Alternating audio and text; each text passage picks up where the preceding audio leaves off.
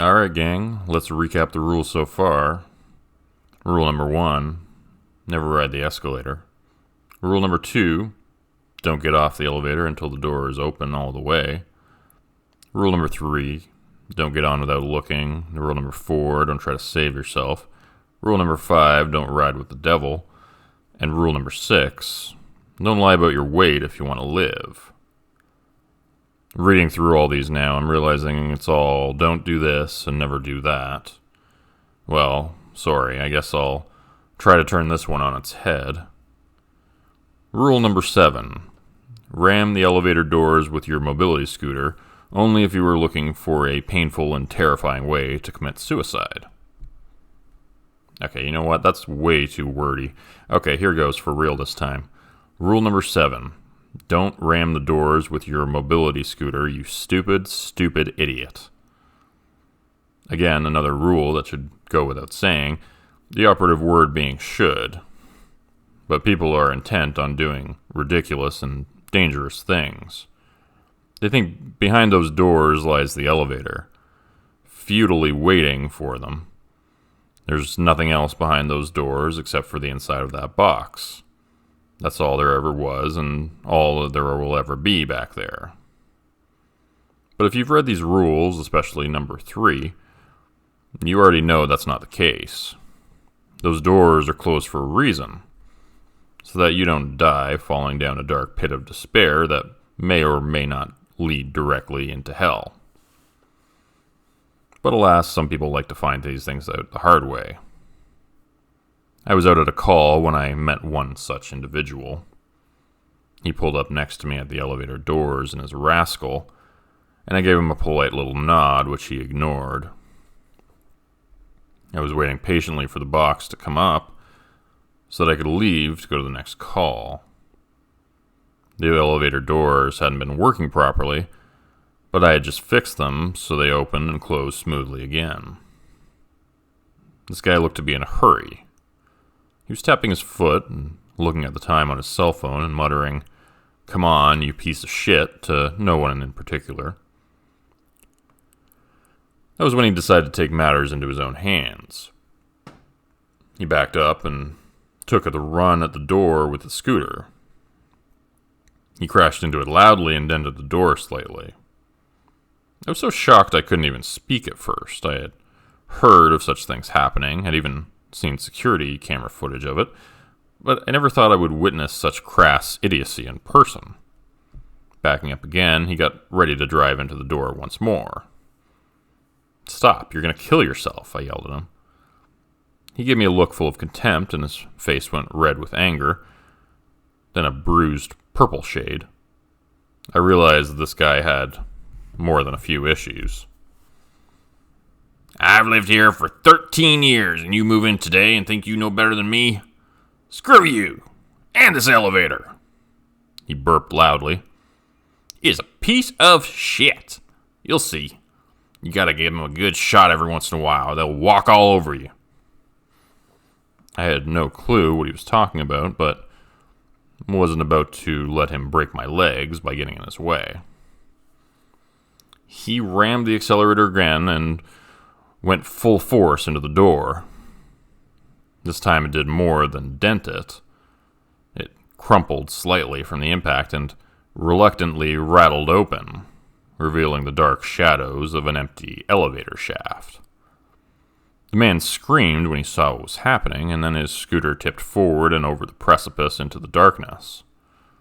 He turned around as he was going over and reached for me to save him. I instinctively grabbed his arm, then quickly realized he was far too big for me to lift. The bastard was probably 400 pounds. I hadn't been to the gym in a while, and even if I had, I didn't think my time watching Netflix while I lazily jogged on the elliptical would have made much difference in this situation. I've used a few other machines infrequently, but weights are just so heavy. The scooter fell away beneath him, and I was suddenly struggling to support his girthy body as he kicked, his sweaty form slipping further and further down, through the door and into the darkness. It only took a few seconds before I realized I wasn't going to be able to save him. My feet slipped and skidded across the dank old carpet, and I tried to let go of him to save myself. He sensed this, and his eyes widened with terrified anger. "Don't you drop me, you son of a bitch! I'll kill you if you drop me! Don't you dare!" His blackened fingernails dug into my arm, leaving the skin torn and leaving bloody red marks behind. "You have to take a bath in antiseptic gel in the work van after this one," I thought to myself. I made the mistake of looking into his eyes and saw he was panicked and desperate beyond anything I had ever seen before. His grip on my arm tightened, and then I suddenly felt myself sliding inch by inch towards the doorway. Oh, shit, that's not good. I began to panic right along with him then. My screaming, I beat at his hand gripping my forearm, realizing he was going to drag me down with him. My screams turned to shrill cries of terrified anger as the darkness of the elevator shaft filled my vision. I made a mistake of looking in the man's eyes and saw he appeared to be possessed by something now. He smiled at me with eyes black and soulless. But then again, maybe that was just my imagination. I hadn't been sleeping much. That was when the elevator came up. Thankfully, my arm was still inside the doorway. The car was like a freight train blowing through. It annihilated the man with one swift and crushing movement. And it rattled to a stop, and the doors opened, revealing a couple Boy Scouts with their troop leader.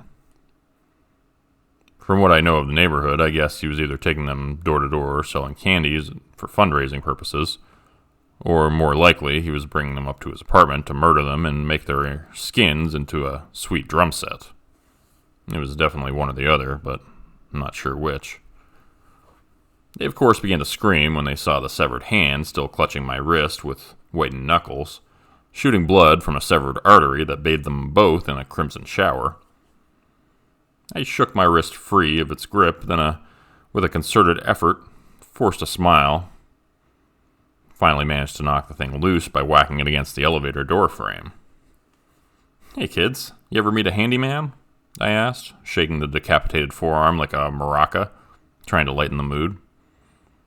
They laughed with innocent and uncertain laughter. It's almost Halloween after all.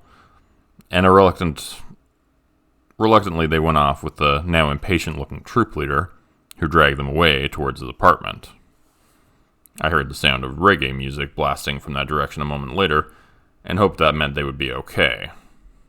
It's hard to imagine someone murdering children to the tune of "Don't worry, be happy," but then again, you never can tell with these things. I crammed the severed arm down the gap between the elevator and the hallway, mashing it forcefully with a few good stomps from my steel-toed boot. That was when I heard the man up on the roof of the elevator, making a wet, gurgling sound that reminded me of a wet vac. Which reminded me I really needed to replace my shop vacuum.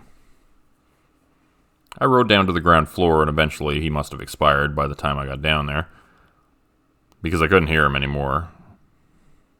I should probably tell the superintendent there's a dead body on top of his elevator.